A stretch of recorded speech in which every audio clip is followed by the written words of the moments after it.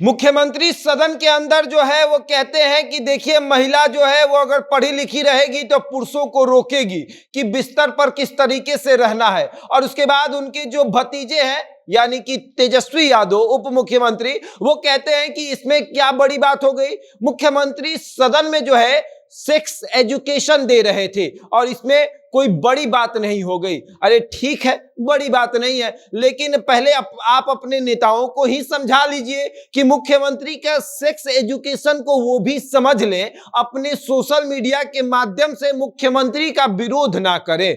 अब आपने तो कह दिया कि ठीक है, मुख्यमंत्री हम लोग को पढ़ा रहे थे, बायोलॉजी का क्लास करवा रहे थे, तो आपको तकलीफ नहीं हो रही, लेकिन आपके नेताओं को तकलीफ हो रही है, जनता को तकलीफ हो रही है, और साथ ही साथ आपके भी नेताओं को, खास करके आपके मामा को ज्यादा तकलीफ हो रही है। तो आप अपने मामा को समझा लें कि मामा इस तरीके से नहीं लिखते हैं, ये सेक्स एजुकेशन है, आप आइए सदन में बैठिए, विदेश में मत घूमिए, सदन में आकर बैठकर मुख्यमंत्री के द्वारा दिए गए बायोलॉजी के क्लास को करिए, तब आपको समझ में आएगा कि महिलाओं को पढ़ाने से फायदा क्या होगा। अब विस्तार से आपको समझाएंगे कि किस तरीके से तेजस्वी के मामा ने नीतीश कुमार का विरोध किया है। और ये वैसे वैसे मामा नहीं है, ये बहुत करीबी वाले मामा है, भले मुंह बोले हैं लेकिन करीबी, बहुत करीबी वाले मामा है। अब विस्तार से आपको सब कुछ समझाते हैं, लेकिन उसके पहले नमस्कार, मेरा नाम शशांक पांडे, आप जनता जंक्शन पर मुझे देख रहे हैं, कैमरे के पीछे विशाल खड़े हैं। और बिहार के मुख्यमंत्री नीतीश कुमार सदन के अंदर कल जिस तरीके से अपनी बातों को रख रहे थे, हर जगह निंदा हुई।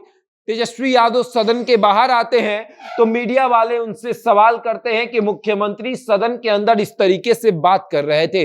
तब तेजस्वी यादव ने कहा कि अरे आप लोग गलत ले लिए, वो सेक्स एजुकेशन था।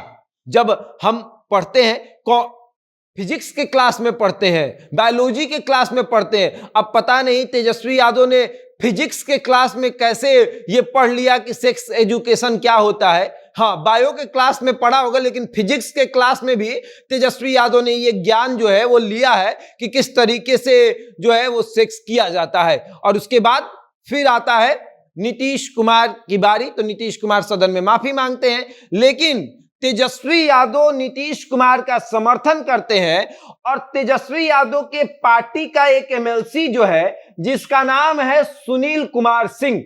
अब सुनील कुमार सिंह का नाम आपने सुना होगा तो आपके मन में आया होगा कि ये तो हमेशा मुख्यमंत्री के खिलाफ ही बोलते हैं। चलिए पढ़ लेते हैं। लिखते हैं कि ले बलिया, ये क्या हुआ, शर्म भी शर्मा कर शर्मसार हो गया, ये तो धोती फाड़कर रुमाल हो गया।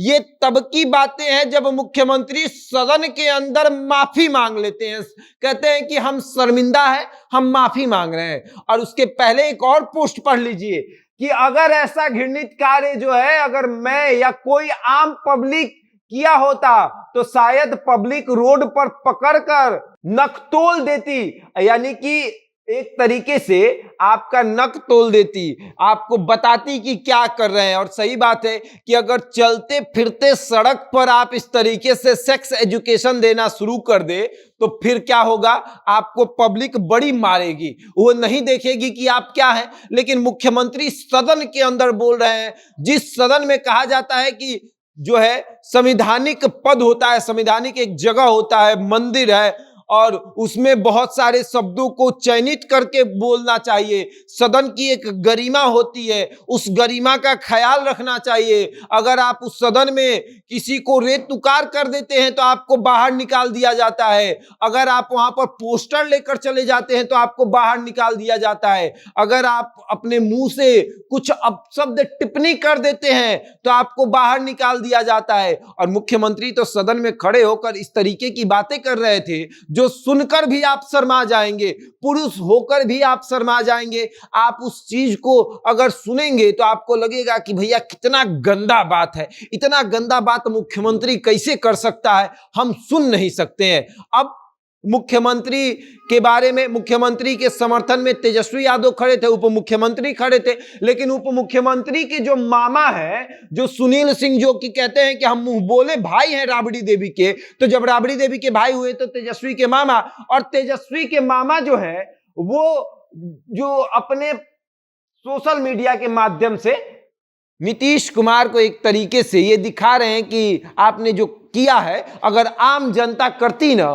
तो वही आम जनता पकड़ के बड़ी मार मारती, वो देखबो नहीं करती कि कौन क्या है। लेकिन आप मुख्यमंत्री हैं भैया, कारकेट है, आपका काफिला चलता है, आप जब चलते हैं तो पूरा रोड साफ हो जाता है, तो आपके साथ नहीं होगा, आम जनता को बड़ी मारा जाता और आप ही की पुलिस पकड़कर उसको जेल में डाल देती, बोलती कि ये अपशब्दों का इस्तेमाल करता है, महिलाओं का अपमान करता है, महिलाओं के साथ दुर्व्यवहार किया है। अगर वो इन शब्दों का इस्तेमाल सड़कों पर कहीं करता तो तब सेक्स एजुकेशन के बारे में सही तरीके से पता चलता। बहरहाल इस खबर में इतना ही, बने रहे हमारे साथ और देखते रहें जनता जंक्शन।